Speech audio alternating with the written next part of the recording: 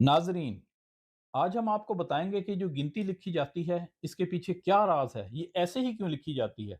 यानी ये जो इसे दो है, ये तीन भी तो हो सकता था। ये तीन ऐसे क्यों लिखा जाता है। इसे हम छह क्यों नहीं कहते और इसको हम सात क्यों नहीं कहते। ये भी तो सात कहला सकता था। नहीं, इसको भी हम पांच कह सकते थे और इसको हम आठ बना सकते थे। नहीं, ऐसा नहीं कर सकते थे। क्यों? इसके पीछे क्या राज है कि पांच ऐसे ही होगा और आठ ऐसे ही होगा। जिसने ये गिनती बनाई उसकी क्या मंतक थी, इसके पीछे क्या राज है, आज हम आपको बताएंगे। ये समझने के लिए के लिए ज़रूरी है आप जानें कि एंगल क्या होता है।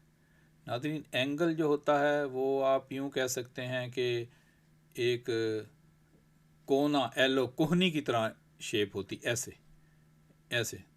ये नहीं, जैसे कोहनी होती है, कॉर्नर दो लाइनें मिलके कॉर्नर बनाती हैं, वो एंगल होता है। गिनती लिखने वाले ने जब एक लिखना चाहा तो उसने एक एंगल बना दिया। ये एक एंगल है, यानी इसका मतलब है एक। फिर दो लिखना चाहा, उसने बताना था दो, तो उसने दो एंगल डाल दिए। एक एंगल और ये दूसरा एंगल, यूं बन गया दो। फिर जब तीन बताना चाहा तो उसने तीन एंगल डाल दिए। पहला एंगल, ये दूसरा एंगल और ये तीसरा एंगल, यानी तीन एंगल डाल के उसने शो कर दिया कि वो तीन है। इसका मतलब चार लिखना था, जब चार बनाया तो चार एंगल डाले उसने, यानी ये शो किया कि ये चार है।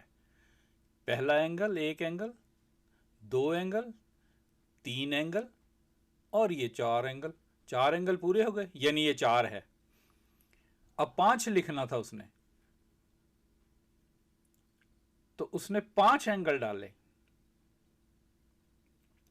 एक, दो, ये तीन, ये चार और ये पांचवा एंगल। पांच एंगल डाले यानी पांच, और यूं ये पांच लिखा गया। छह लिखना था तो छह ऐसे बनाया, यानी छह एंगल डाल दिए। एक, दो, तीन, चार, पांच और ये छह एंगल, यानी छह बाद में लिखते लिखते ये ऐसे लिखा जाने लगा। सात एंगल, ये देखें सात लिखा है उसने, यहां उसने सात एंगल डाले हैं। आपने ये देखा, ये लोग सात के बीच में ऐसे लकीर डालते हैं। दो एंगल, तीन एंगल, चार एंगल, पांच, छ, सात। ये जो लकीर बीच में लगाई जाती है, ये सात एंगल पूरे करने के लिए लगाई जाती है। अब उसको बताना था आठ, तो उसने आठ एंगल डाले। एक, दो, तीन, चार, पांच और ये छह एंगल, ये सात एंगल, ये आठ एंगल। इससे इजहार होता है कि ये आठ लिखा है। इसको ऐसे भी लिखा जाता है, यहां भी आठ एंगल हैं। एक, दो, तीन, चार, पांच, छ, सात, आठ। बाद में ये ऐसे लिखा जाने लगा रवानी से। अब नौ लिखना है तो नौ एंगल डालने पड़ेंगे। ये नौ एंगल हैं, इसका मतलब है नौ। एक एंगल, दो एंगल, तीन, चार, पांच, छ, सात, आठ, नौ। यूं नौ एंगल, नौ लिखा गया। अब ये है गोल दायरा, इसमें कितने एंगल हैं। ये तो गोल है, एंगल तो ऐसे होता है कोना सा।